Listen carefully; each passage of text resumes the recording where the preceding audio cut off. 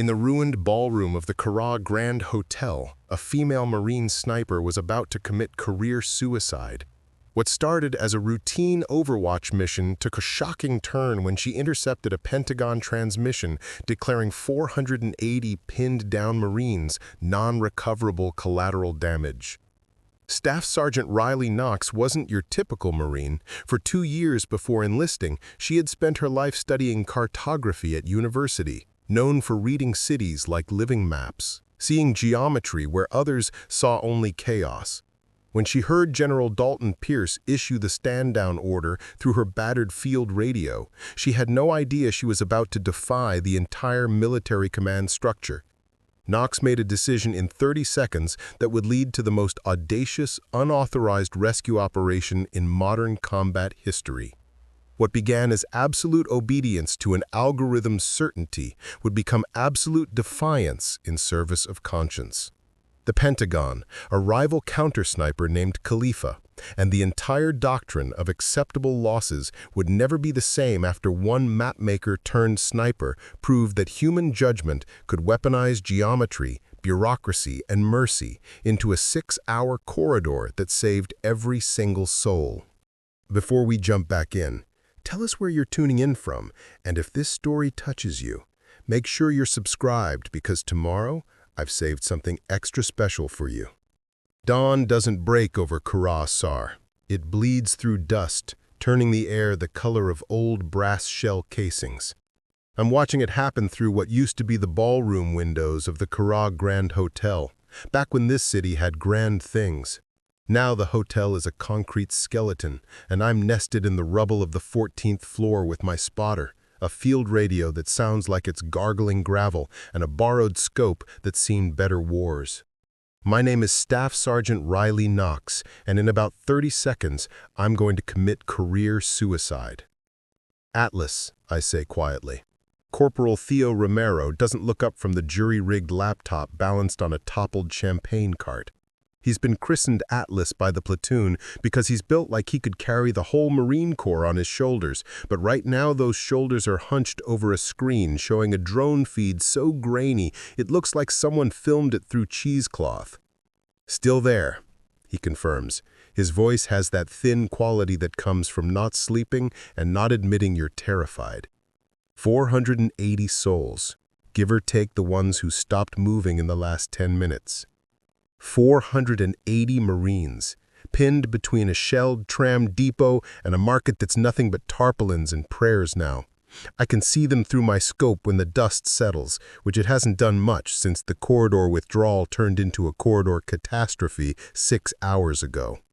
Captain Marcus and Gwyn, call sign Stitch because he was an ER nurse before he was an officer, has them disciplined, I'll give him that.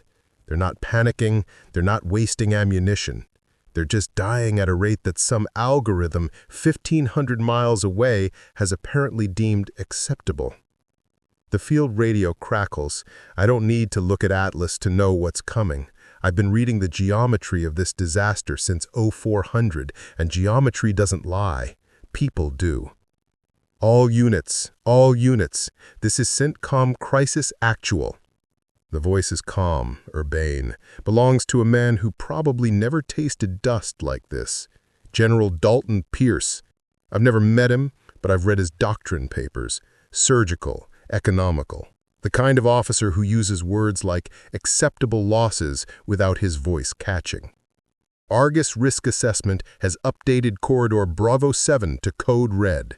Extraction probability is now below threshold. All elements are hereby ordered to stand down and withdraw to secondary positions.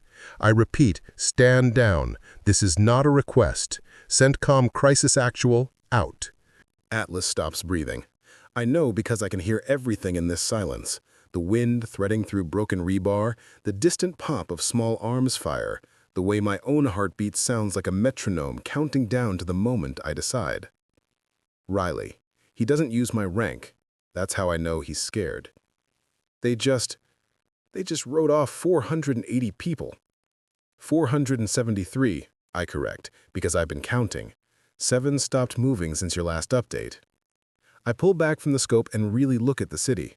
This is what they didn't teach me at the sniper school. What I learned from my mother instead, back when I spent summers helping her run a hardware store in Mesa. She'd make me organize the bins by size, weight, material, and frequency of use. Efficiency is about seeing the whole system, Riley, she'd say, not just the parts. Qarah is a system, radio towers spiking up like steel thorns, minarets with their geometric shadows, high-rises with windows turned to mirrors by shelling, reflecting light in patterns I can read like a language. Terraced alleys that funnel wind in predictable eddies, and down there, in the killing zone between the depot and the market, 473 variables that some Pentagon computer has decided aren't worth the equation. I studied cartography for 2 years before I enlisted, dropped out when my girlfriend left and my mother got sick. But I learned enough to understand that a map is both truth and lie. It shows you what's there, but it also shows you what the map maker wanted you to see. Argus, Automated Risk and Geometry Utility System, because the Pentagon can't resist an acronym, is just another map.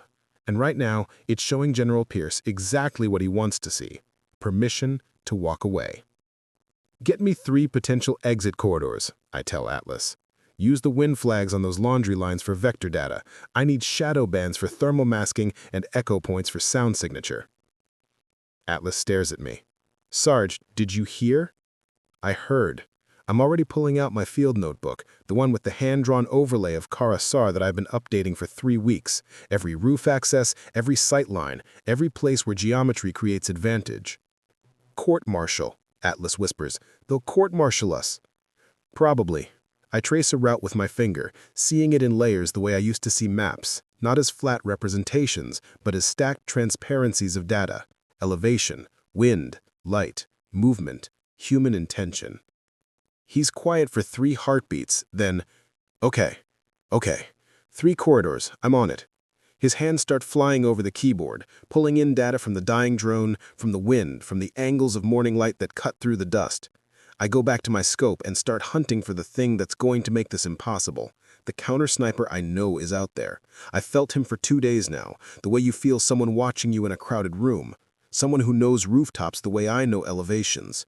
Someone who's been keeping those Marines pinned just as effectively as the militia fighters with their technical trucks and RPGs.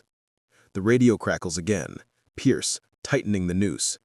Be advised, any unauthorized transmission from Grid Echo 7 will result in immediate charges and command relief. This is your only warning. Central Comm Crisis, actual. Out. Echo 7, that's us. He's not even being subtle about it. Riley, he's serious. So am I. I key the radio to the frequency I know Captain Yen is monitoring. It's going to burn me, but geometry demands communication. Stitch, this is Overwatch. I know what you just heard. Ignore it. You're going to start moving in 8 minutes. Routes to follow. Do you copy? The silence stretches so long I think maybe he's decided to follow orders instead. Then, Overwatch, Stitch, copy. But you know what this means for you. I know what it means if I don't. I release the key. Atlas, tell me you've got those corridors. Working on it, but Riley, we've got a problem. He angles the laptop so I can see. The drone feed shows the tram depot, the market, and the killing ground between. But it also shows something else. Civilians. Dozens of them, maybe more, mixed in with the Marines. We separate them, or we save them all. I think about my mother's hardware store, about systems, about how efficiency without humanity is just optimization of cruelty. We save them all. That's not what I wanted to hear. That's why you're going to help me do it anyway. I'm scanning rooftops now, looking for the geometric signatures of a sniper hide, irregular shadows, wind-shifted debris, the subtle asymmetry of human presence.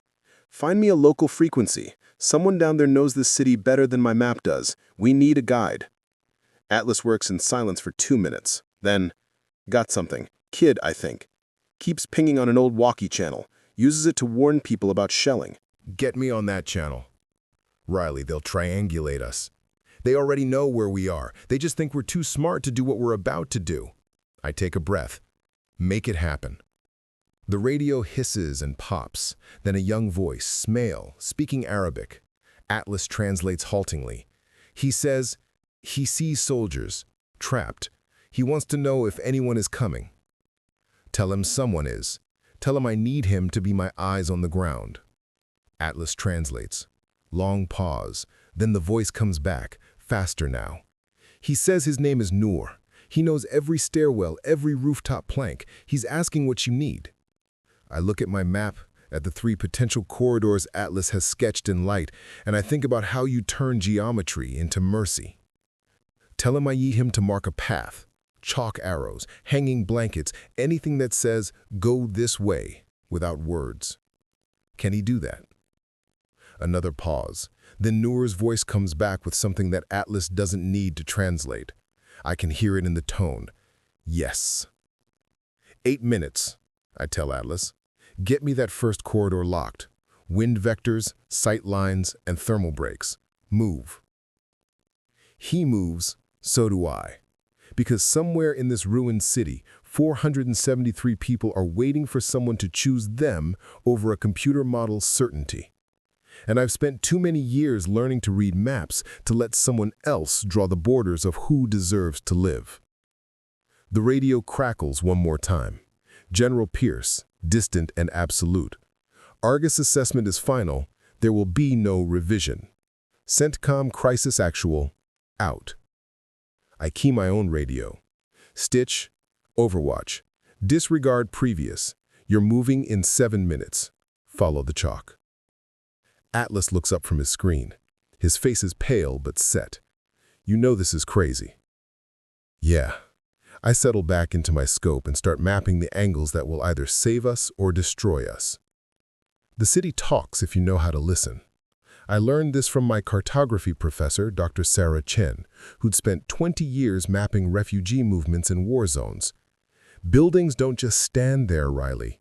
They channel wind, they trap heat, the echo sound in patterns.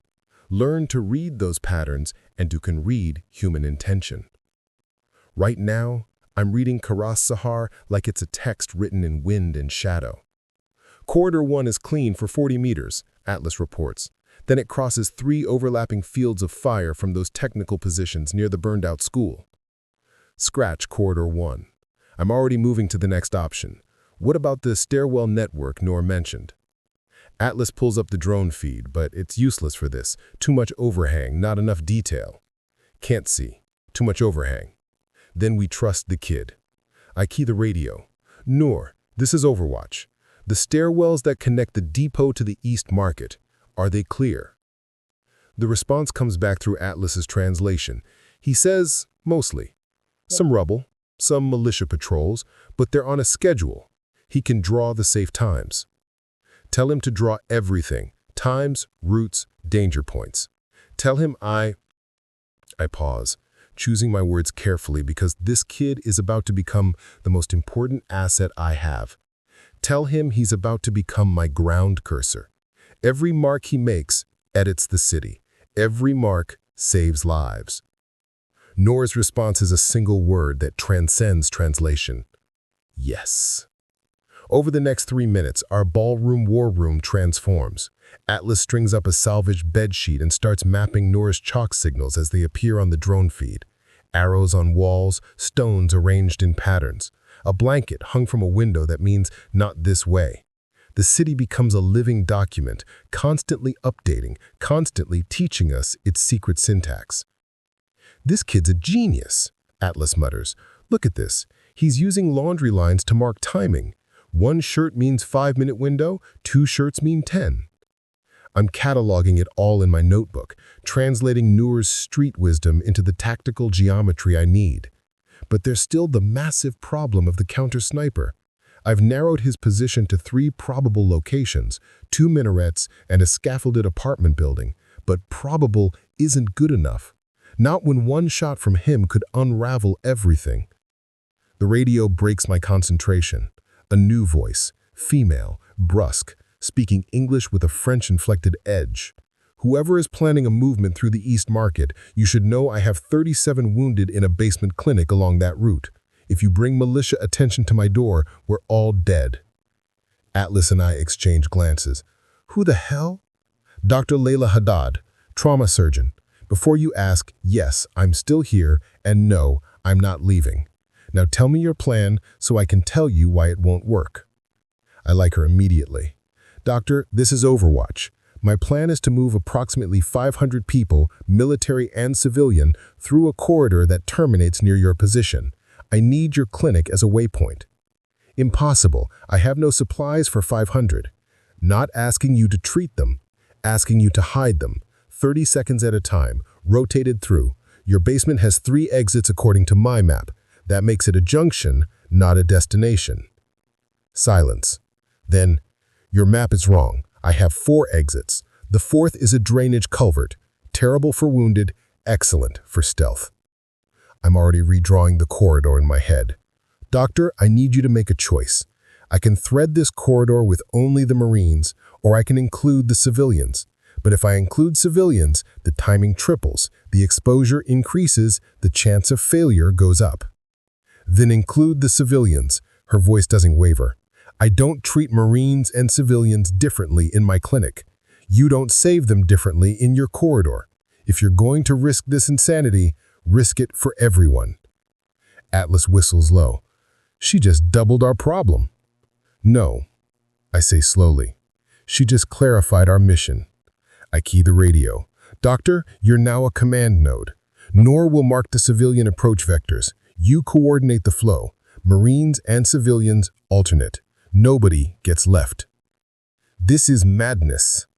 This is geometry with a conscience. Stand by. I go back to my scope, scanning the rooftops with new urgency. If we're moving civilians and Marines together, we need longer windows, safer approaches, which means I need to neutralize the counter-sniper before he neutralizes us. Atlas, give me everything you've got on those 3 probable hides. He pulls up the data. Minaret 1, perfect elevation but exposed to wind. Minaret 2, lower elevation, more cover but limited angle of fire.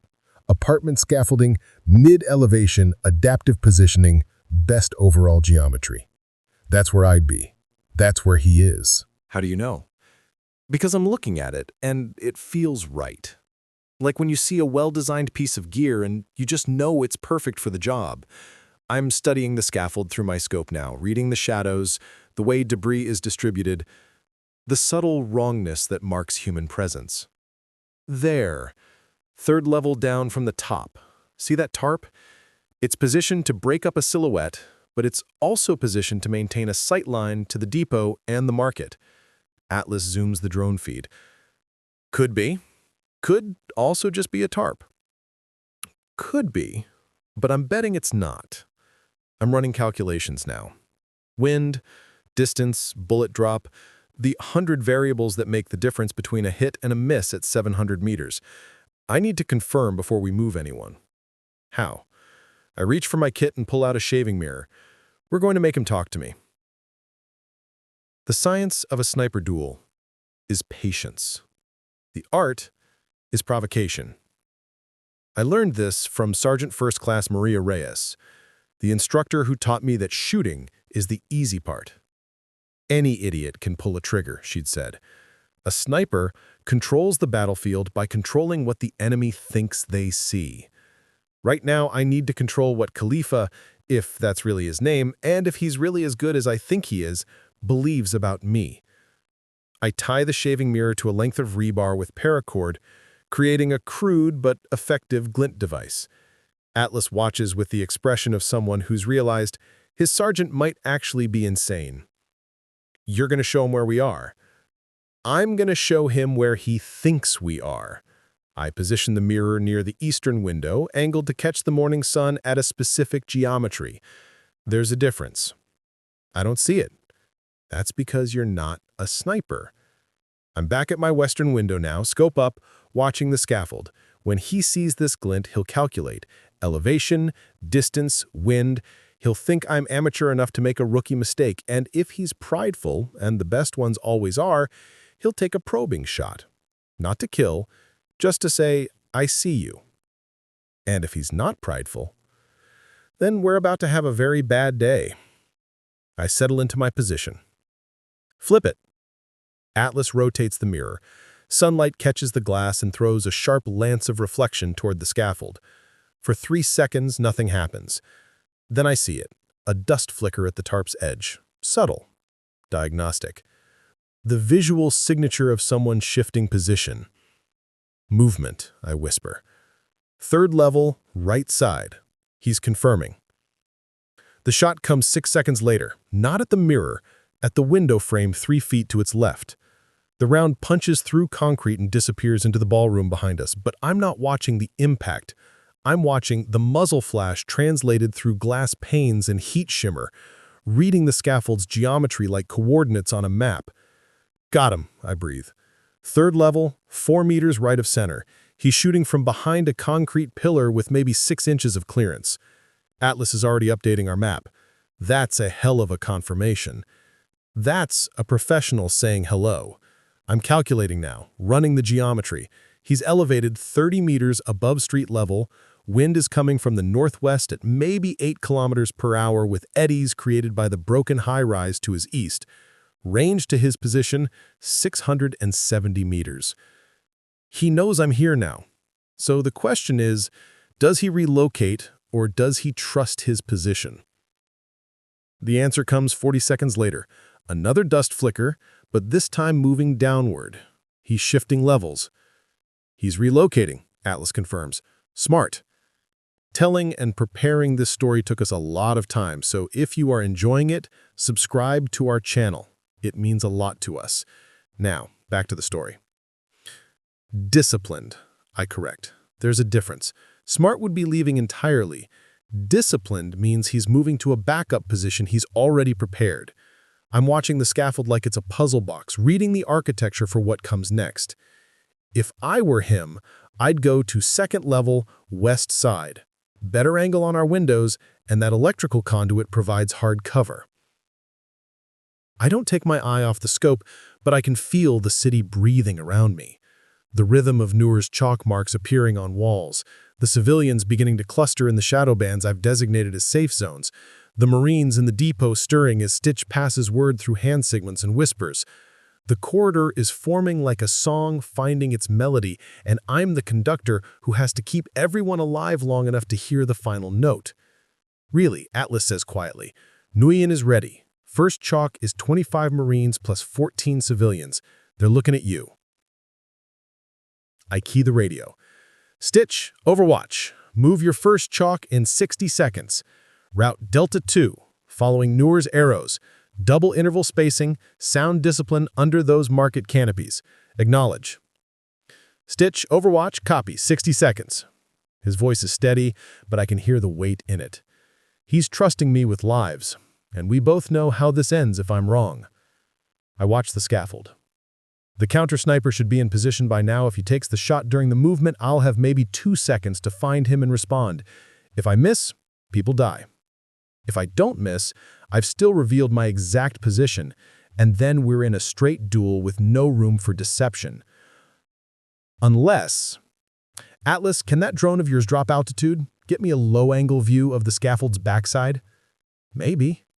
Why? Because I'm not going to shoot him, I'm going to shoot the city around him. I'm seeing it now, the geometry of causality. The scaffold is held up by tension cables connected to the building behind it. If I can cut the right cable at the right point, the whole level will sag. Not collapse, just sag enough to ruin his sight picture, force him to waste time readjusting, give my people the window they need to move. That's actually brilliant, Atlas says. That's cartography. Everything is connected. You just have to see the connections. I'm lining up the shot now, finding the cable's stress point where it's already frayed by wind and shrapnel. Tell me when Nguyen moves. 30 seconds. I breathe. The city breathes. Somewhere down there, Noor is chalking the last arrow. Dr. Haddad is opening her clinic's 4th exit. 473 lives are balanced on the edge of geometry and mercy. 15 seconds. My finger finds the trigger. The cable fills my scope. A single strand of braided steel that's holding up 3 tons of scaffold and one very dangerous man. 5 seconds. 4, 3. I don't wait for 0. I fire between 2 and 3 in the space where hesitation lives. The round crosses 670 meters in 0.89 seconds, and kisses the cable at its weakest point. The cable doesn't snap. It unravels.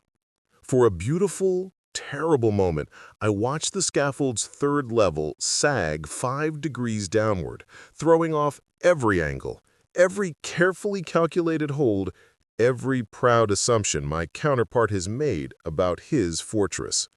"Move!" I'm on the radio now. "Stitch, move your chalk! Move, move, move!" And they do. Through my scope, I watch the first group sprint from the depot shadows into Noor's corridor.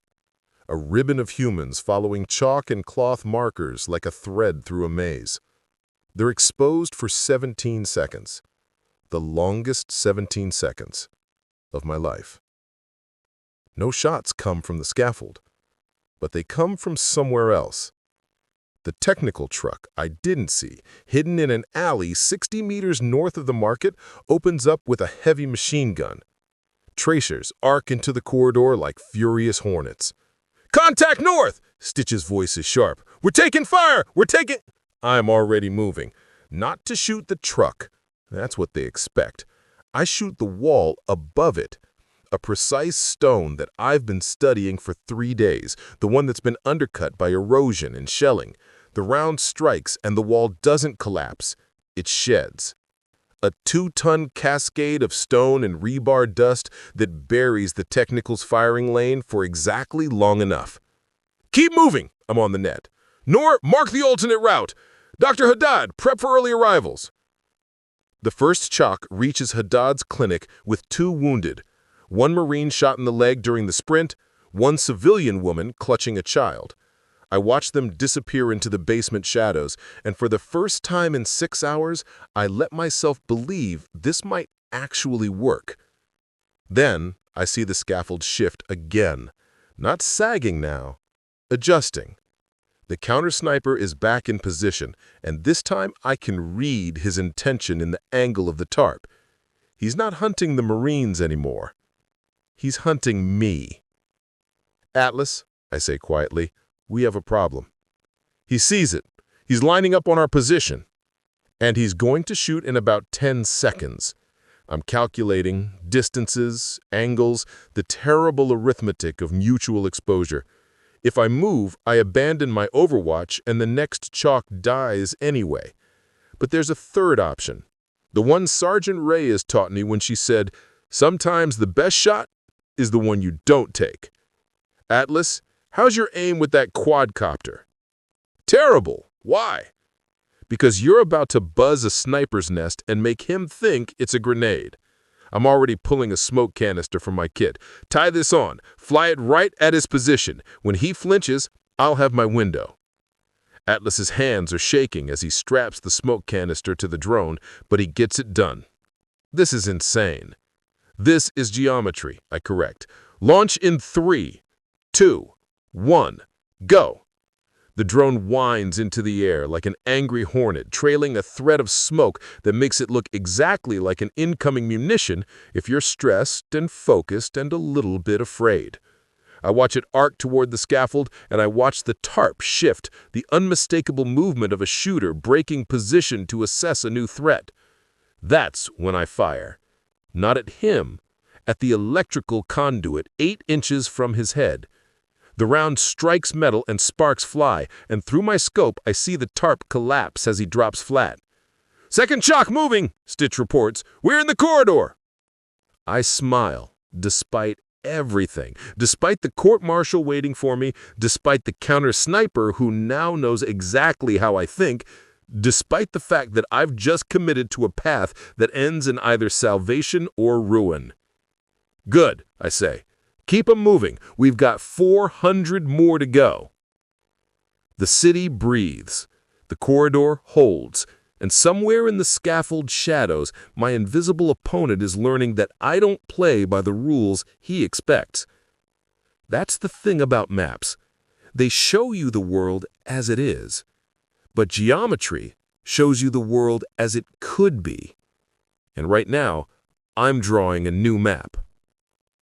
1,500 miles away, in a crisis cell that smells like recycled air and burnt coffee, Lieutenant Amara Saeed is staring at a screen that doesn't make sense. I don't know this yet. I won't know it for another 20 minutes when her first coded text arrives through Atlas's jerry-rigged network. But later, she'll tell me what happened in that moment, and I'll understand that revolutions start with someone noticing that the math is wrong. General Pierce, sir. Saeed's voice is careful, professionally neutral. The Argus thermal density estimates for grid Echo 7 appear outdated. The wind microvectors haven't updated in 43 minutes. Pierce doesn't look up from his tablet. The system auto-refreshes every hour. Yes, sir, but the tactical situation is evolving faster than that. If we're making life and death decisions based on stale data, Lieutenant. Now he does look up, and Saeed will later describe his expression as perfectly calibrated disapproval. Argus integrates 17 data streams and 6 predictive models. It has been validated through 4 major operations. Your concern is noted and dismissed. What Pierce doesn't say, what Saeed can read in his shoulders and the way his hand rests on that tablet like a talisman, he needs Argus to be right. Because if the model is wrong about Echo 7, it might have been wrong about other things, other operations, other decisions that haunt him at 0300 when the decorations on his uniform feel heavier than they should. Saeed sits back down at her workstation. She opens her official analysis screen, and then, with the kind of quiet courage that never makes the citations, she opens a second screen, one that Pierce can't see. Back in Qarah, Atlas's laptop chirps. What the hell? Contact? I'm still scanning rooftops, watching for Khalifa's next move. Text, encoded in a weather update. He's decrypting as he speaks. Tower maintenance window grid north 7. Jamming cycle gaps. It's... Someone's feeding us operational intel from inside the Pentagon. I pull back from my scope. How inside? Crisis cell inside. Has to be. He looks up, and I can see him doing the math on what this means. Riley, someone over there is risking their career for us. Then let's make sure it counts. I'm thinking now, not just about the city geometry, but about the system geometry. Argus is just another map, and maps can be edited. Atlas, can we feed data back up the chain? Make the model see what we need it to see? You want to hack the Pentagon's risk assessment system? I want to update it with real-time ground truth, wind speed, civilian density, corridor viability. I'm already sketching the concept in my notebook. If we can make Argus see that the rescue is possible, Pierce has to authorize it. He's married to that model. We turn the model into our ally. Atlas stares at me. Then he starts typing. This is either genius or treason. Probably both. My radio crackles with Stitch's voice, and I force my attention back to the immediate problem.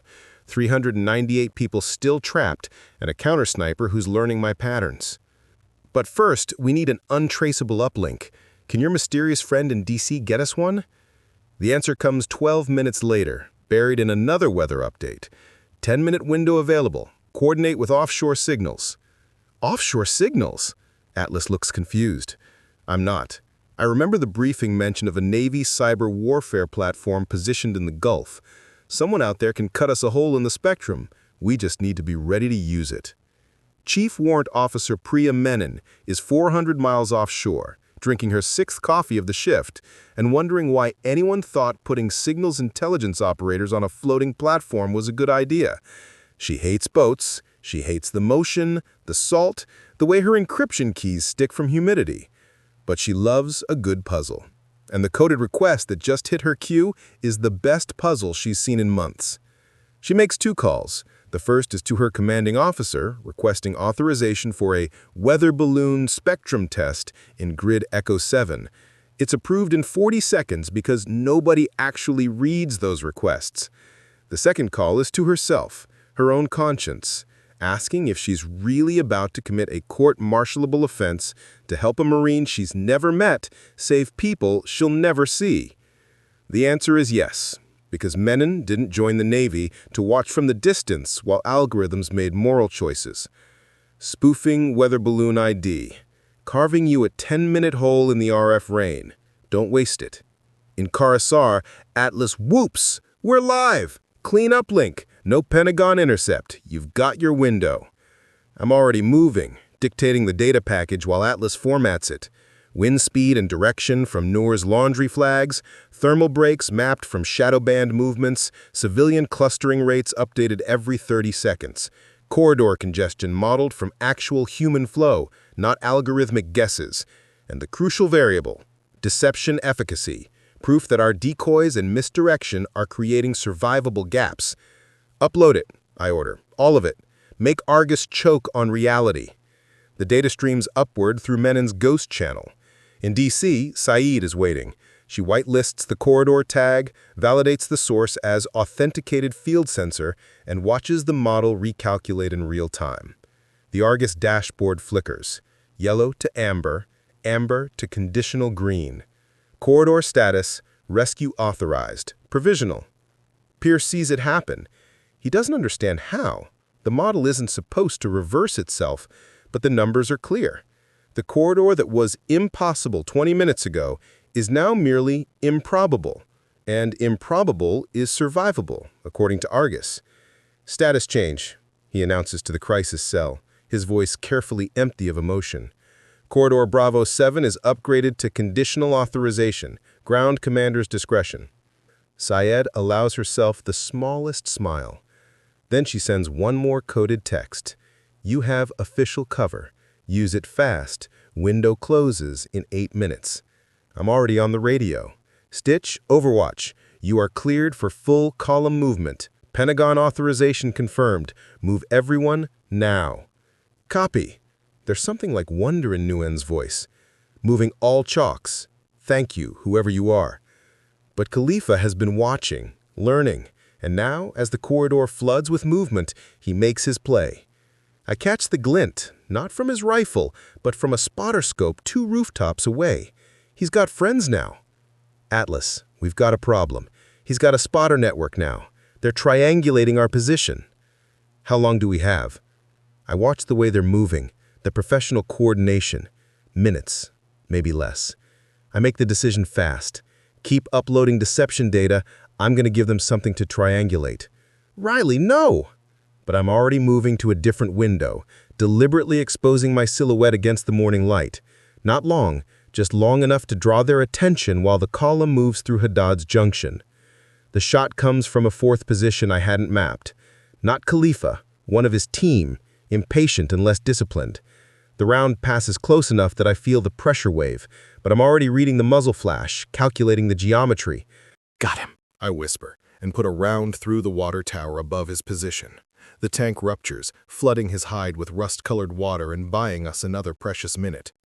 321 people still moving, the corridor holding, the model believing. And somewhere out there, Khalifa adjusting his assessment of who I am and what I'm capable of. The next evolution requires theater. I learned from a Navy SEAL instructor during a joint training that the best deceptions don't just look real, they feel real. They create an emotional response that bypasses analysis. Atlas, we are going to build a convoy out of lies. Over the next 17 minutes, Noor and a crew of civilians assembled the most dangerous puppet show I've ever orchestrated. Tarps stretched over market carts to simulate vehicle profiles. Tubes and rebar arranged to look like weapons from above. Heat bags from Haddad's clinic positioned to create thermal signatures. The whole assembly rolls down the main boulevard, drawing every eye and every gun, while the real column threads the stairwells 2 blocks south. The militia takes the bait. Technical trucks swivel their guns. RPGs arc toward the phantom convoy. It's perfect. Except Khalifa doesn't fire. He's not buying it, Atlas breathes. Why isn't he? I understand a second too late. He's not hunting targets. He's hunting rhythm. He's learned how I move people, the intervals I use, the spacing that keeps them safe. And he's waiting for the one group that breaks pattern. The stretcher team that has to move slower, that has to cut the corner to save precious seconds.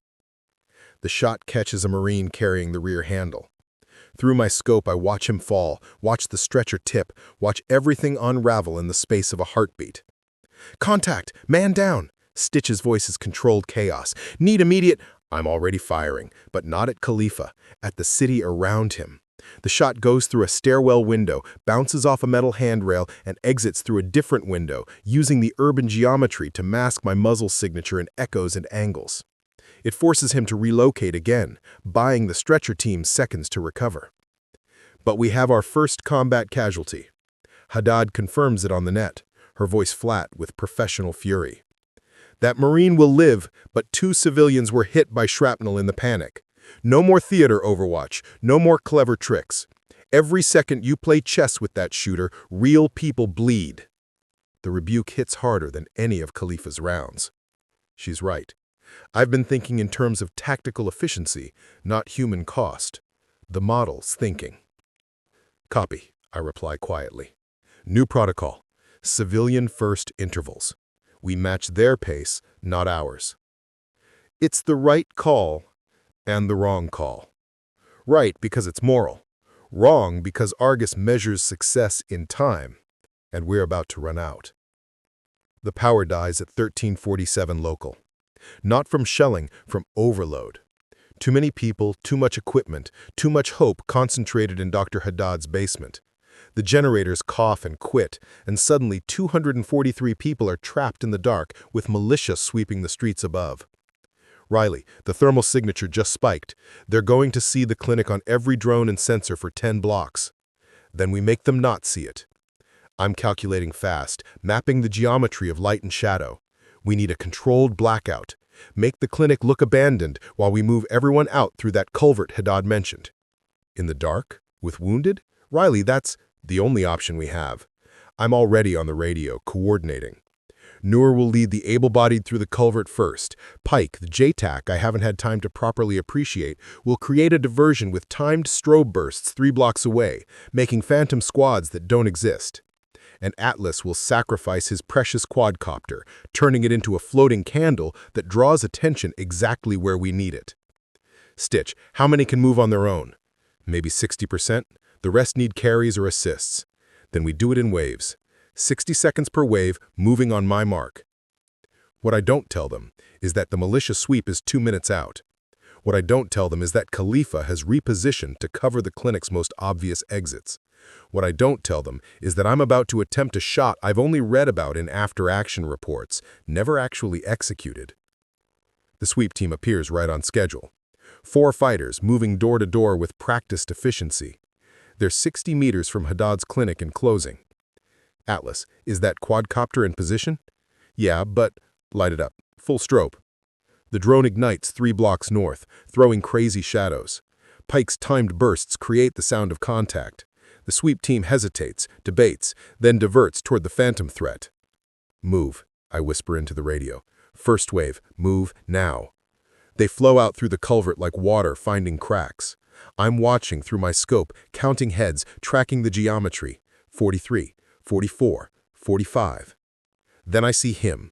Khalifa's spotter, positioned perfectly to see the culvert exit. He's reaching for his radio, about to call it in. The shot I need is impossible. Through 2 window frames 80 meters apart, through a cloth banner that's shifting in the wind, across 720 meters of urban heat shimmer. The bullet needs to thread 3 separate apertures with 0 margin for error. But cartography taught me to see in layers. And right now, those layers align for exactly 1.3 seconds. I fire between heartbeats. The bullet passes through the first window, the banner's still moment, and the second window before finding the spotter's radio. Not the man, the radio. It explodes in his hands, and in his shock, he drops behind cover, blinded and deafened, and convinced he's under coordinated attack. Clear, I breathe. Keep moving. But in DC, Argus is recalculating. The stall at the clinic registers as congestion. The extended timeline registers as increased exposure. Saeed watches in horror as the corridor status flickers from green to amber to yellow. She sends one desperate text. Model decaying. Authorization may not hold. Accelerate. We're already moving as fast as mercy allows, which is to say, not fast enough for the algorithm that's deciding whether we deserve to survive. Somewhere in the scaffolded ruins, Khalifa is opening his ledger. I know this because I would do the same. Every professional shooter keeps one, mental or physical, it doesn't matter. A record of difficult shots, wind calls, distances, the geometry of pride. And right now, after 6 hours of this dance, he's found his perfect conditions. Atlas sees it before I do. Riley, the wind just shifted, steady northwest, minimal turbulence. If I were him, He's lining up his masterpiece. I'm scanning the city, reading the flags in the dust, seeing what Khalifa sees. The conditions are textbook. The corridor is exposed, and I'm the target he's been patient enough to wait for. He's going to take the shot that goes in his ledger. So we relocate? No. The decision crystallizes with the clarity of absolute certainty. We give him what he wants. Atlas turns from his laptop, eyes wide. You want to let him shoot you? I want to let him think he can shoot me. I'm already positioning myself near the eastern window, the one with the broken frame that creates rippled glass, a natural distortion that will make range estimation a nightmare. Sometimes the best way to beat a perfectionist is to offer them a shot that looks perfect but isn't. That's insane. That's glass arithmetic. I settle into position, deliberately exposing my profile through the rippled pane. Not fully, just enough to be a tempting target. When he fires, I'll read the muzzle flash through the distortion. The ripple will tell me his exact position. Then we end this. And if your math is wrong, then you'll need a new sergeant. I key the radio, one last time before committing. Stitch, prepare for final push in 2 minutes. Overwatch is about to be busy. Through my scope, I watch the city breathe. Dust settles, flags steady. The geometry aligns into that rare, perfect moment that snipers dream about, and fear in equal measure. This is when mistakes become fatal. This is when confidence becomes epitaph. I see the glint. Not from his rifle, from a lens. He's confirming range with his scope, doing his own calculations. The professional in me respects it. The human in me knows that in about 3 seconds, he's going to try to kill me. The shot comes at 2.7 seconds. The rippled glass explodes inward, and I'm already dropping and rolling as the round passes through the space where my head was. But I caught what I needed. The muzzle flash translated through broken glass, the secondary dust signature, and the precise geometry of his position. Not the scaffold anymore. He's moved to a bell tower I hadn't properly considered. 60 meters farther, but with better angles on the final corridor section. Got you, I whisper. My return shot isn't aimed at flesh. I learned from Haddad's rebuke, every bullet has consequences beyond the target. Instead, I aim at the bell tower's structural weakness, a scaffold joint that's been compromised by shelling. The round punches through metal, and I watch the platform sag. Not collapse, just drop 15 centimeters, enough to ruin every calculation Khalifa has made. Enough to force him off his perfect shot. Enough to turn his prideful moment into painful scramble. He's moving, Atlas confirms. Platform failure. Wait, Riley, he's bleeding. You hit something. The structure hit him. I'm already back on the net. Stitch, corridor is clear for 90 seconds. Move everyone now. Noor, light up the final path. Dr. Haddad, prepare for mass arrival. But even as I'm saying it, I'm watching Saeed's latest text scroll across Atlas's screen. Argus reverting. Need new inputs. Deception data insufficient. We need to flip the model again, Atlas says urgently. But what can we feed it that we haven't already? I think about the last 6 hours, about every decoy, every misdirection, every moment where human creativity beat algorithmic expectation. We feed it deception efficacy as a survivability multiplier, proof that adaptive tactics reduce casualty rates. Make the model understand that flexibility beats doctrine. That's not a standard military metric. Then we make it standard. I'm already dictating the data package. Number of successful decoys, enemy displacement time caused by false targets, casualty reduction compared to direct movement, every variable that shows human judgment outperforming rigid planning. Upload it, all of it. Make Argus see that the doctrine it's based on doesn't account for what we're actually doing. Saeed receives the data and stares at her screen. This isn't just updating the model, this is challenging its fundamental assumptions. If she validates this, she's saying the entire risk assessment framework is incomplete. Career-ending territory. She validates it anyway. Argus recalculates. The dashboard flickers through amber, yellow, then green, and settles on a new status. Corridor viable. Adaptive tactics confirmed. Pierce reads it twice. How is this possible? Saeed keeps her voice steady. The field team is demonstrating deception efficacy that exceeds model parameters, sir. Argus is learning. Models don't learn mid-operation. This one just did, sir. In Qarah, the main column clears the river switchbacks. 183 souls breathing, moving, alive.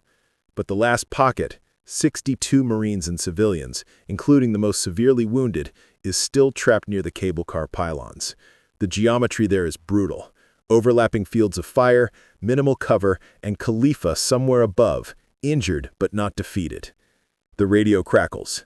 Not Stitch this time, a new voice, speaking English with careful precision. The sniper, who calls herself Overwatch. I have seen enough. You are skilled. Your people deserve to cross. I will not shoot for 10 minutes, but after that, we return to our work. Atlas stares at me. Did he just offer a ceasefire? He's offering professional courtesy. I key the radio. Understood. 10 minutes. Thank you. Do not thank me. Next time I will not miss. The channel goes silent. And in that silence I realize what just happened. Two people trying to kill each other for 6 hours have found the humanity to pause. It's temporary. It's tactical. But it's also something that no algorithm would have predicted or allowed. Move the last pocket, I order. We've got 10 minutes of mercy. Don't waste a second. The call from General Pierce comes with 4 minutes remaining in Khalifa's ceasefire. Staff Sergeant Knox, you are hereby informed that formal court-martial proceedings have been initiated against you for willful disobedience of direct orders, unauthorized use of military assets, and conduct unbecoming. Captain Nguyen is similarly charged with following unlawful orders. Transmissions from your position are now monitored as evidence. I watch the last pocket moving through Noor's final corridor, 62 people threading between rubble and hope. Copy that, sir. Will there be anything else? You had a promising career, Sergeant. You've thrown it away for a failed corridor. The corridor isn't failed, sir. 418 people have already reached safety. Unauthorized safety achieved through insubordination is still insubordination. You will surrender your weapon and... I don't hear the rest because Atlas is pointing frantically at his screen. The Argus whitelist has been revoked. Pierce has manually overridden the model, shutting down our official cover. We're now operating in a black zone. No authorization, no support, no legal protection. Riley, he's cutting us off. If we push that last group through, it's all on us. Criminal charges, everything. I watch the last pocket through my scope. I see a grandmother being guided by Noor, his chalk-stained hand steady on her elbow. I see a Marine carrying his wounded squad mate in a fireman's carry, refusing to leave him behind. I see Dr. Haddad at the clinic exit, waving them forward with the fierce determination of someone who's seen too much death to accept any more. Then it's on us, I say quietly. Atlas, can Menon give us one more ghost tunnel? She's already sent word. 1 minute. That's all she has left before they trace the spoof. 1 minute is enough. I'm calculating now, mapping the final geometry. The cable car pylons create a kill zone 40 meters wide, 3 points of cover, 2 potential routes, and somewhere above, Khalifa's 10-minute promise ticking down. Pike, you still have those foil garlands? The JTAC's voice crackles back, exhausted but game. Strung and ready. What are we making? A curtain of false returns. Hang them across the power lines over the pylons. Make it look like there's a moving mass where there isn't. On it. I turn to Atlas. When Menon opens that tunnel, I need you to broadcast on every frequency we have, every radio, every net, every channel. One message.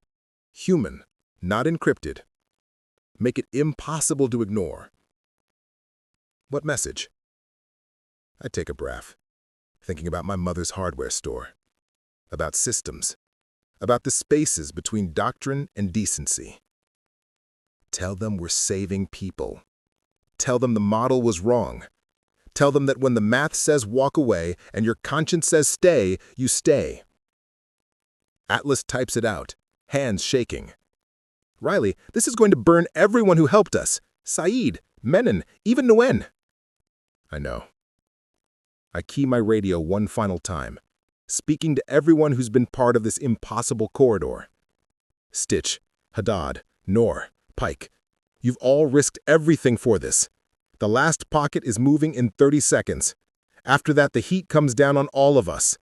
No one would blame you for stepping back now. The responses come fast. Stitch, we're Marines. We don't leave people behind. Haddad, I'm a doctor. Same principle. Noor, this is my city. These are my neighbors. Pike, foils up. Let's finish this. I feel something break in my chest, not grief, recognition. This is what service actually means. Not following orders, following conscience. Menon, open the tunnel. The spectrum clears. Atlas hits broadcast, and for 60 seconds, every radio frequency in theater carries the same message. 480 souls moving. Human judgment over algorithmic certainty. Service means people, not policy. Pierce hears it. So does every officer in the crisis cell. So does every unit within 50 miles. It's insubordination rendered as poetry, defiance wrapped in truth. The last pocket enters the pylon kill zone. Pike's foil curtain shimmers, creating false returns on every sensor. I'm providing Overwatch with a nearly empty magazine, counting bullets, counting people, counting everything that matters. That's when I see Khalifa's position shift. His 10 minutes aren't up, but he's moving. Not to shoot, but to observe. I understand in that moment that he's not just a counter-sniper. He's a witness. And what he's witnessing is something that transcends doctrine. The grandmother stumbles. Noor catches her. A Marine pauses to help, breaking formation, extending exposure time. Every tactical rule says leave her, maintain speed, survive. Nobody leaves her. They cross together, all 62, in a ragged line that would make any drill instructor weep and any human being proud. The cable car pylons frame them for 3 seconds that feel like 3 hours. No shots come. Not from Khalifa. Not from anywhere. Clear, Stitch reports, his voice thick with something between exhaustion and disbelief. Last pocket is clear. Everyone's across. Atlas is laughing and crying simultaneously. 480. We got all 480. I set down my rifle and closed my eyes. 6 hours, one impossible corridor, and a choice that's going to cost me everything I've worked for. Worth it. The riverbank blooms with people. I watch it through my scope one last time. Marines helping civilians, civilians helping Marines. Dr. Haddad moving among them with her medical bag and her fierce refusal to let anyone else die today. Noor is showing a young girl his chalk-stained palms like they're medals. Pike is rigging a signal relay out of wire and optimism. Captain Nguyen is doing a head count that keeps coming up the same. 480. All of them. In D.C., Saeed watches Argus update with real-time data from the successful extraction. The model recalculates one final time, and she allows herself a smile when the status changes to Corridor successful. Recommend tactical analysis for future operations. The model learned. Too late to prevent the charges, but early enough to matter for the next crisis. The next calculation. The next moment when someone has to choose between math and mercy. Pierce hears it too. So does every officer in the crisis cell. So does every unit within 50 miles. It's insubordination rendered as poetry. Defiance wrapped in truth. Pierce reads that same update. For a long moment, he's silent. Then he does something Saeed will remember forever. He picks up his phone and calls the JAG office. Regarding the court-martial proceedings for Staff Sergeant Knox and Captain Nguyen, delayed pending operational review. I want a full analysis of tactical innovations before we proceed with charges. Up next, we have 2 more incredible stories that are waiting for you. Just click the image you want to watch and it will take you there. If you enjoyed this video, make sure to subscribe. It would mean a lot.